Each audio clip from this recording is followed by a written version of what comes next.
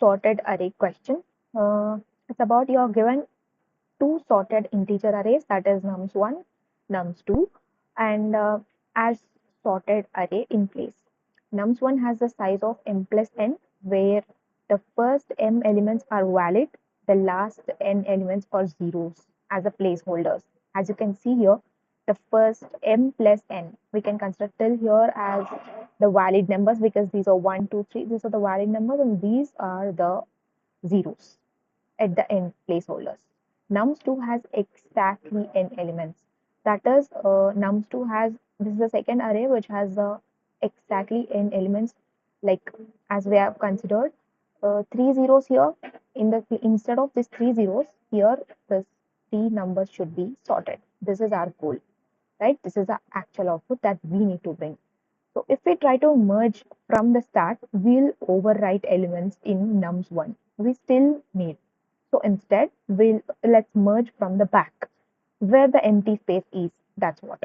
We'll use the three pointers.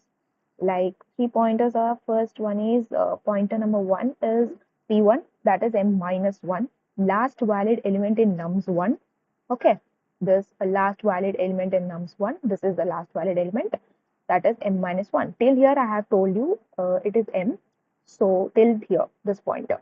So last valid means m minus 1 we have taken. Okay. Next, j. That is another pointer. P2 here we have considered, that is n minus 1. That is the last element in the nums2.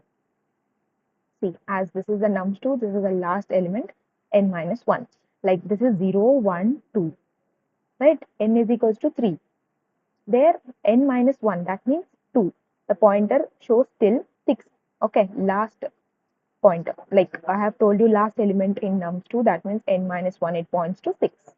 Next, another pointer is p, that is m plus n minus 1, last position in nums1. Okay, this is.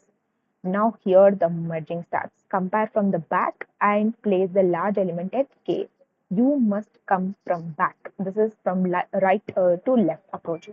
Like, first pointer is greater than 0, you just check, and the second pointer must be greater than or equal to 0. And we will be checking everything like this. The inside element of nums1, is it greater than the element which are there in nums2, that is in second array?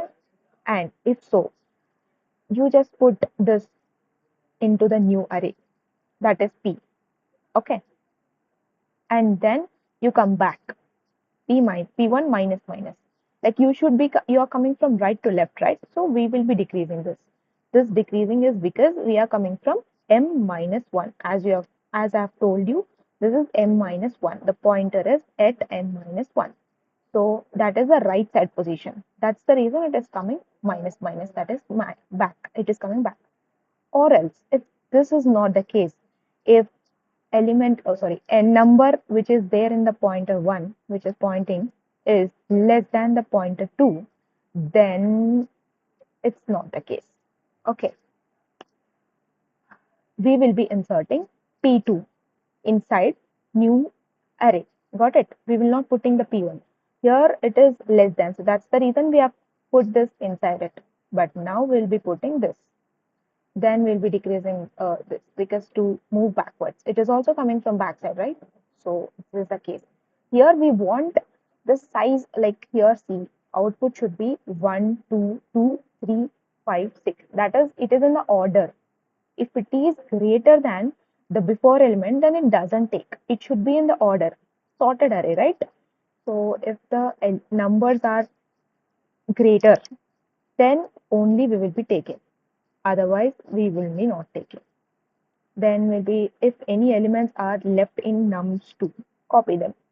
If suppose after this, if any elements are left over after sorting, then we can copy into this as it is. And the time complexity is big O of m plus n, and space complexity will be big O of 1. No extra space is used, as we have taken the 3 pointers and we have used loops, that is while loop, and if some conditions we have given, to sort it in a proper order, that is ascending order, we have taken this condition. Otherwise, it might be in order. It's not about only sorting these things into this. It's about don't always move forward in arrays. Sometimes the smart move is like going from back. That's how you merge efficiently and confidently. This is something new you can learn.